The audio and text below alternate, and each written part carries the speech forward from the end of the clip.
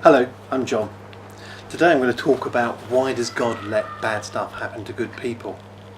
And it's a tricky one. I've been in a position where I've listened to many sermons, and whenever the vicar or whoever's preaching says, I'm going to talk about this, I always listen really carefully and think, right, I really want to know the answer to this, and by the time they've finished, I'm still really no clearer about it. And there are some questions for which there is no answer. The question is more of a journey than a destination. And I thought I might share just some of my journey about where I am on this question at the moment. And for me, it's obviously multi-layered, and I think there's three particular layers that I'm going to talk about this morning. So the first is, I think, what do we mean by bad things? What makes something bad? What makes something good? What makes something average? Well, I guess there's a clue in those questions, that there's a rule, there's a scale, there's a slide and a measure to all of those things, whether something's good, average, bad. And I think maybe in our head, imagine for a moment there's a gauge for our brain which tells us whether the thing that's happening to us is good or bad. Maybe it looks a bit like this. So let's take a simple situation and run that gauge through those situations.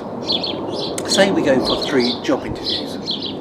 We go to the first one and we're a bit nervous, but we walk in, and halfway through the interviewer stops us and says, "Oh, I'm sorry, this isn't working for me. No way, you're the right person for this job. I don't want to waste your time, and actually I don't want to waste my time. Goodbye." You go off and you think, that was not good, that was bad. My self-confidence is a bit shot now, and I think, that felt a bit unkind. But you pick yourself up and you go to the next interview, and the next interview goes a bit better. And at the end they say, look, you know what, you were okay, you were good, and on another day we might have appointed you, but actually there was someone better than you. So we're going to give them the job, but thanks very much for coming along, we'll let you know. And you think, well, that was all right. I don't think I did anything wrong in that, it was just the situation. You jump on the bus and you go to your last interview, and you walk in, and before the interview is finished they say, let me just stop there, we need you for this job, you are just the right person for this job. In fact, we'd like to offer you $5,000 more a year and a company car of your choosing, just to make sure you take this job. When can you start? And you think, that is a great result, I feel brilliant on that, and your needle is almost bursting to get off that gauge on how good you feel. But part of why you feel so good about that is because you know that third interview could have gone as appallingly as the first interview. And it's partly that makes you feel so good. Like all good fathers, God loves us enough to show us the right way, but allows us to make our own choices in life. And our lives are punctuated with real high spots and some low spots on a background of average days.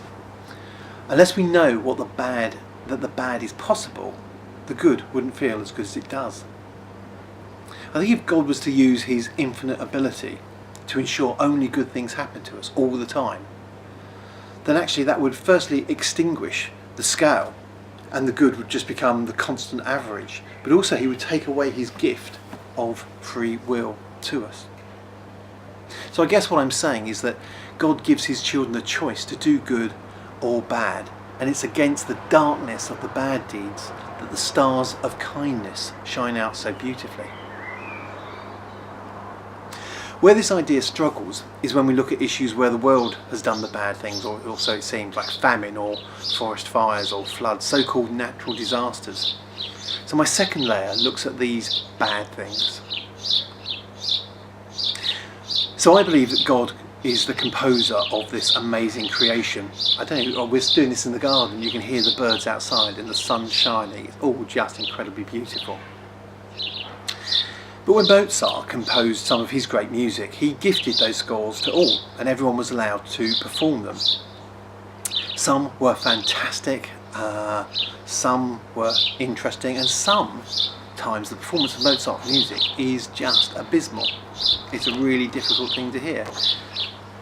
Mozart didn't insist that everyone performs his music as well as he did, he just showed them how good it could be.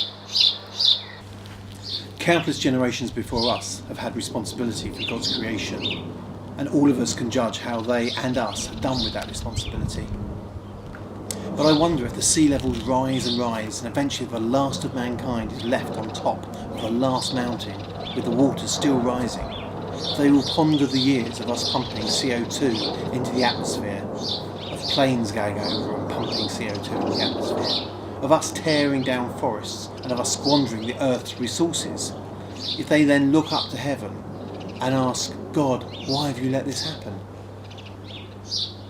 My last layer is the hardest one, where bad things just seem like bad luck and unfair. Why do kids get cancer? So let me say straight off, I don't know the answer to this one. My faith does not give me the answer to this one. I have no idea why a 12-year-old girl seems to be picked by the cruelest of diseases, and my faith doesn't make it any less awful to comprehend. What my faith does do, however, is two things. Firstly, I believe however horrific some of our journeys can end up being, we will not walk them alone. Christ has suffered for us and Christ suffers with us. However dark that walk becomes for that 12-year-old girl, God walks with her and carries her when he needs to, but he never leaves her side. Secondly, my faith tells me that one day I will understand even these hardest of things. I was at a funeral many years ago, and it was a fairly young woman who had died. She was probably in her 30s, and her three best friends came and spoke about her, and one of them talked about the last time they'd seen her alive, and they were all around her hospital bed and they each kissed her on the cheek as they said goodbye.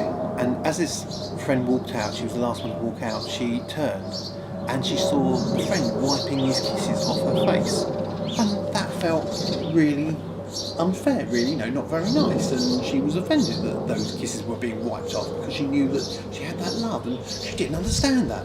And she said, why are you wiping our kisses off? And the friend looked at her and said, I'm not wiping them off, I'm rubbing them in. And in that moment it all made sense. In that moment, that thing that she thought was really bad was utterly clear to her. And that is what I think will happen when I am called home to be with my Father. I think I will finally understand how even that which we see as truly bad has a place in God's plan.